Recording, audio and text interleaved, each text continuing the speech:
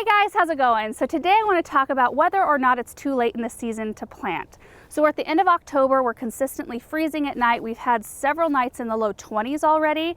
And so I just wanted to talk about it because I do see questions come through from time to time about how risky it is and if it's okay to plant, how late is too late to plant. So you might be like me, you may have had plants sitting somewhere in a hoard since spring. I've had these winterberry hollies, these are called berry poppins, since March. The reason I still have them is because I couldn't really figure out where I wanted to put them. Maybe you're in that situation. Maybe you found like an end of season plant sale and you got a bunch of beautiful things that you've really wanted and now you really want to treat them nice and make sure that they survive to the next year. Whatever the case may be, a lot of times us gardeners end up with a stash of plants that we don't really know what to do with.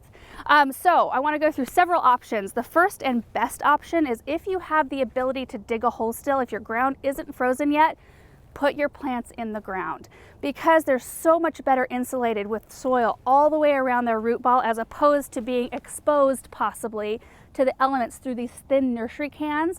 And so that is definitely the best thing to do. Now, if you are planting them, which I'll talk a little bit more about that when I actually plant them in the ground, you do want to make sure to keep them moist. There are a few exceptions to that, like Caryopteris and butterfly bushes. They're better off planted early on in the spring. If you do get a hold of those, you don't want to make sure the soil's too wet around them, but most everything else, you want to make sure that you just keep them evenly moist, not too soggy, and then put a nice layer of mulch around the base of the plant, like a 2-inch layer of shredded bark mulch. That helps keep moisture in. It helps insulate the root ball. So I'm going to be doing that today. I have to go grab my mulch. I didn't have enough room in my cart. The second option you can do is if you have an area, like if you can't get them in the ground, if you have a cold frame, an unheated shed or garage, you can store them in that area. And I do that with a lot of plants too. In our cold frame, it's not heated. I just kind of huddle my plants in there and it usually keeps everything about 20 degrees warmer than the ambient temperature outside. And that tends to, like things tend to come out alive out of the cold frame. If you have evergreens or anything like that, you do need to make sure that they are getting a little bit of light. You can't just put those in a dark place for the whole winter because they still have leaves that need to take in the light. So that is a really good option if you have the ability to do that. Now in areas like mine, I'm zone 5, most plants that I'm putting in the ground that I want to live from year to year, they need a cold dormant period. So they need the winter time to do that. So you don't want to put them somewhere warm. You want to make sure that they're in a colder place, not as cold as outside, but colder than like an inside temperature, because if you store them somewhere warm, they might be tricked into thinking it's, you know, spring, and they might start pushing growth and it can kind of disrupt the cycle of your plant and kind of stress them out. The third thing you can do if you don't have any cold place to store them or you can't put them in the ground, you can huddle them all together in a group somewhere. This is what we do at the garden center. Anything that's left over, we huddle in a big group and then we line the whole thing with mulch bags or soil bags, whatever we have on hand. So like I usually have a stack of soil or a stack of mulch behind our barn. So I would put all the pots together and then I would just lay mulch bags around the outside because it provides a little bit of extra insulation. With any plants, even the ones like in the huddle or the ones in the cold frame, you do want to make sure to keep them on a water schedule as well. And then the fourth thing you can do is you can hill them in. And that's basically just digging a hole somewhere, putting the whole thing down in it, just planting it in its pot essentially, just so that there's soil all the way around the can, providing that insulation. In that case, you also want to make sure that they're staying moist, that they don't dry out completely. But when they're covered with soil, I mean, you're not covering the foliage, you're not covering the top, you're just covering the pot as if you were planting it in the ground. For real, except in the spring you can pull it out easily in its nursery container and take it to where you want it to go. So those are the 4 options that I am familiar with. There's probably other ways to do it, but today I am planting these berry poppins in the ground because our ground is not frozen yet, and I finally figured out where I want them to go. We're over here on the west side, and I planted 3 evergreens in here this spring. One of them did not survive, and I think it was my fault because I didn't check the water around. I think it was staying too wet right here. So I'm going to replace that this next spring, hopefully. So I've got a little trio of these berry poppins that I think will be really beautiful right here because they're going to provide so much winter interest. Look at those berries. So I'm going to give you just a little bit of information on these just because I think they're a really neat plant and I finally got my hands on some, and that's why I've held on to them for months, because I got them while the getting was good, and now I'm ready to put them in. So these are a zone 3 through 9, which is awesome. So like I said, I garden in a zone 5, which means I'm not going to stress at all about putting these in the ground because they're so extremely winter hardy.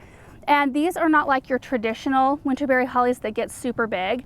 These grow about 3 to 4 feet tall and wide. So they'll just be like this nice shrub in here.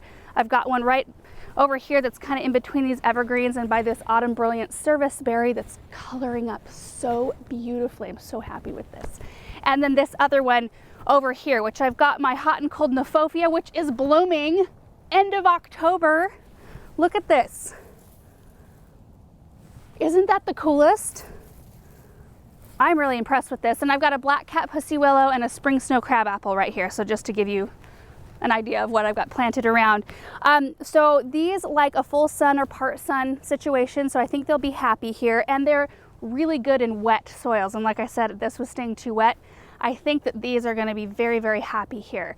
You do have to have a male pollinator though. These are the female plants. So you have to have a male within 50 feet.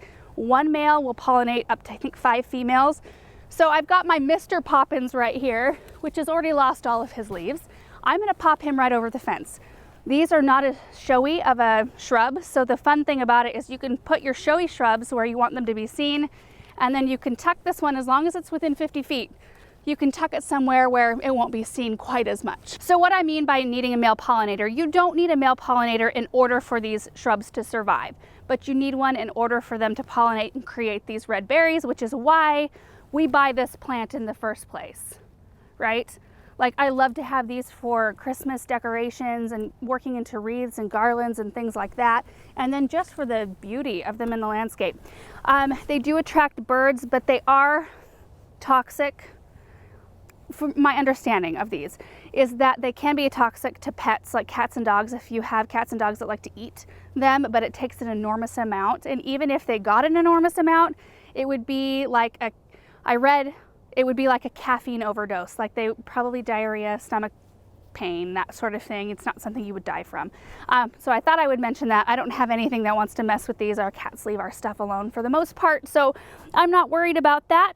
So what I'm going to do right now is get them in the ground. I'm going to go grab some mulch, and then we'll take a look.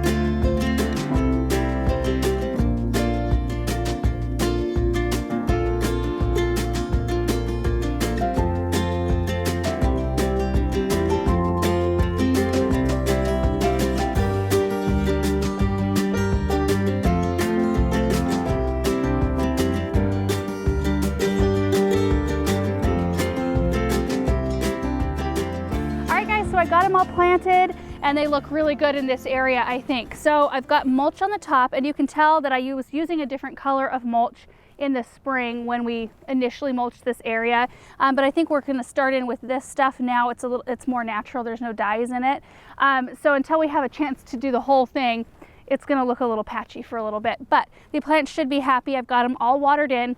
And the thing that you have to do in the fall, so I've got them watered now, if you have a really dry or windy spell, you need to make sure to come out and give them a little bit of water with a watering can, or however you need to do that. Like in our area for the next 10 days, there's no rain, no moisture at all. So I'll probably come out in 5, 6, 7 days, something like that, come finger test the soil, see what kind of moisture levels in there, and I may give them a little bit more of a drink. Of course, they don't need a ton of water this time of year because they're not utilizing it. So anyway, I hope this video was helpful. Just, you know, hearing a few different options on what you can do with containerized plants this time of year. I hope it gave you more confidence on what you can do if you find yourself in the same situation that I'm in or was in this morning. So anyway, thank you guys so much for watching this video, and we will see you in the next one. Bye.